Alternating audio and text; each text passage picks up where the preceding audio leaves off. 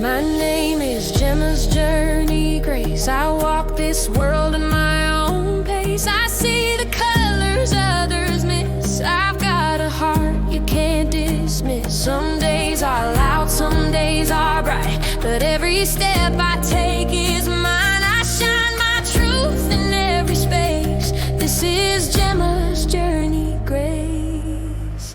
I live with autism, and that's my power. I rise up stronger every hour. Don't need your perfect, don't need your doubt. I know who I am, and I'm standing proud. I'm finding my rhythm, my voice, my place. This is Gemma's journey, this is my grace.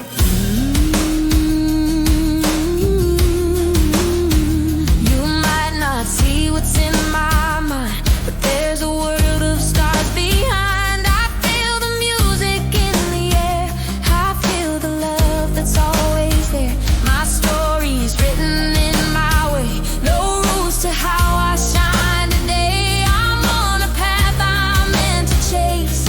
Call me Gemma's Journey Grace. I live with autism, and that's my power.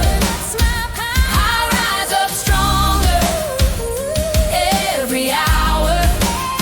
Don't need your perfect, don't need your doubt. I know who I am, and I'm standing proud. I'm finding my rhythm, my voice, my place. This is Gemma's journey, this is my grace.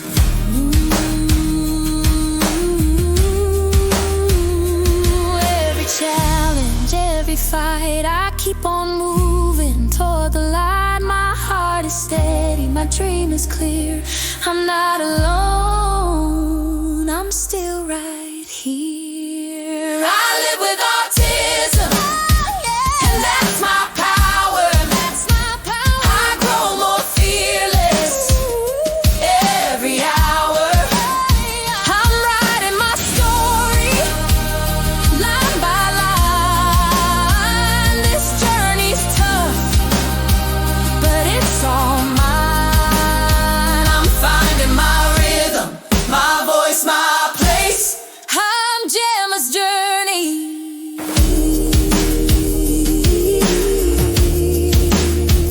I am great. Hey everybody, and welcome back to my channel for this New Year's Eve video. I'm going to be talking to you about how to prepare autistic people and people with disabilities for New Year's Eve.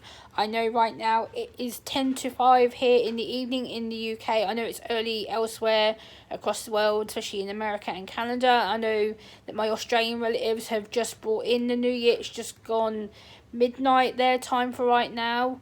So yeah, Happy New Year to my Australian folks if they watch this. But if you are going out today with autistic people, or you know this autistic people or people with special educational needs or disabilities who you'll be interacting with, these are some things that you can do to help support them and guide them and reassure them and make sure that they have a less anxious time and less overwhelming time, sensory overwhelming time when going out. So it's keeping them calm, talking to them, giving them pictures of the venue. If you're going out to a restaurant or a local pub, bar, restaurant, make sure you have pictures of it so they know where they're going, pictures of the pub or bar menu, food menu, dessert menu, drinks menu. Again, that can all lower the anxiety and sensory overwhelm of what is expected for them once they reach the venue. If you are travelling in an airport, again, similar things, pictures of the airport, pictures of what the plane might look like, a picture of the plane ticket, a picture of the arrivals lounge, departures lounge, check-in desks, things like that can lower all the anxiety if you're travelling in an airport. If you're travelling by train or coach, again, same thing. Picture of the coach, train station, picture of the coach or train, picture of the train or coach ticket.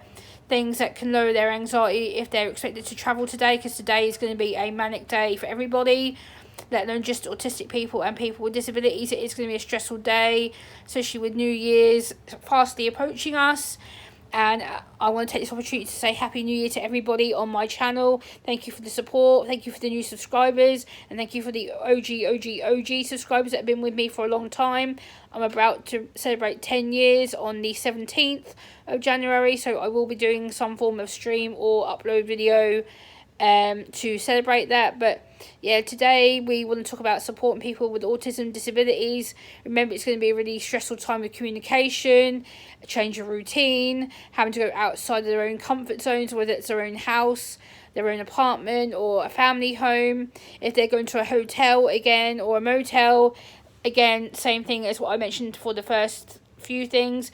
Pictures of the hotel, pictures of the hotel bedroom, the check-in desk, the restaurant at the hotel, the lobby at the hotel, you know, to make sure that it helps to lower their anxiety issues and to stop overwhelming them in general.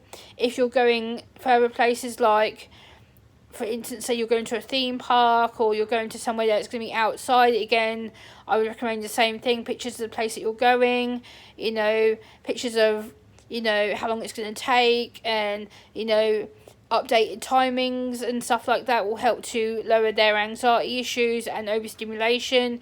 Again, if you are going out to friends, family, or a hotel, make sure you can get a, you know, their requested foods there. If they're able to have their own requested safe foods or their own foods there, that again will help them to lower their anxiety issues and to feel more included and accepted in the gathering. Again, give them time out if they need time out and time just to walk away to recap and sensory process, and then to come back into the discussion, then let them do that, because again, it's a form of self-regulation and self-control.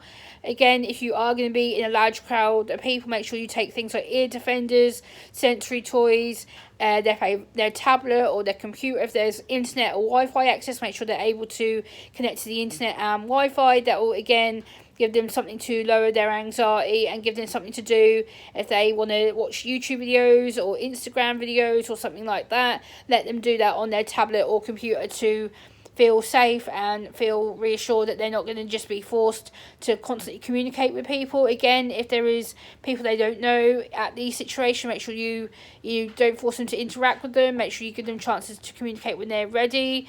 Again, something else I am going to mention now, as you can probably hear, there is the start of fireworks here in the UK. I don't know if it will start in other parts of the world yet, but if you're going to a venue that has fireworks, again, be very, very careful with the way you take your autistic person or person with a disability to the venue, because again, that's going to be loud, it's going to be bright, it's going to be flashing colours. You know, make sure you're able to take their headphones, ear defenders, you know, things that they can use to self-regulate and to get out of the way if they need to.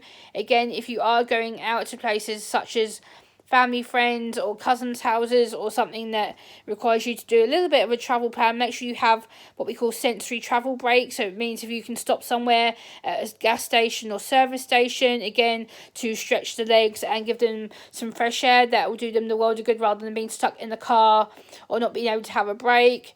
Again, but if it is going to be different if you are obviously travelling abroad, like in a plane, and obviously give them their ear defenders and headphones, and give them like a book to read. If they like to look on things on their phones, then let them have their phone and just let them enjoy the distractions of being distracted.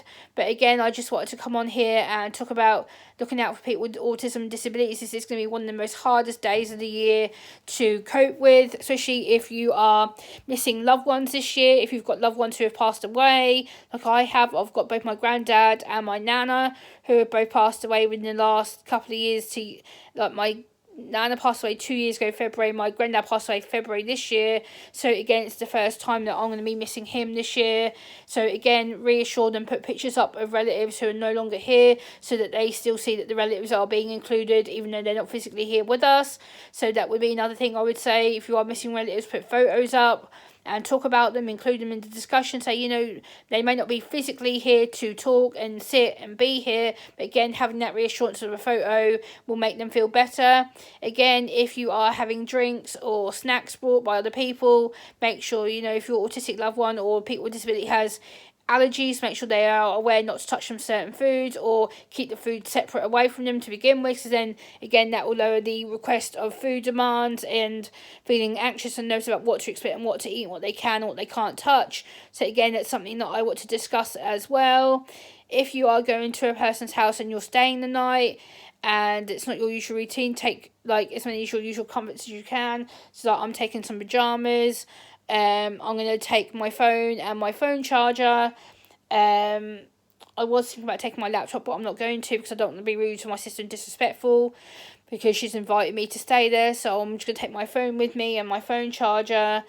And yeah, as you can see, my little dress, my little metallic dress that I'm wearing. And yeah, just keep safe and make sure you're able to support your autistic or disabled loved ones during the next couple of days, because even New Year's Day may be a bit hard if you're having to travel back home, or if you're travelling to spend more time with family elsewhere. Again, just take these travel tips that I've expressed, and you know, hopefully it's not going to be so overwhelming for them. But just take care and be safe, and I will see you on the next one. Bye.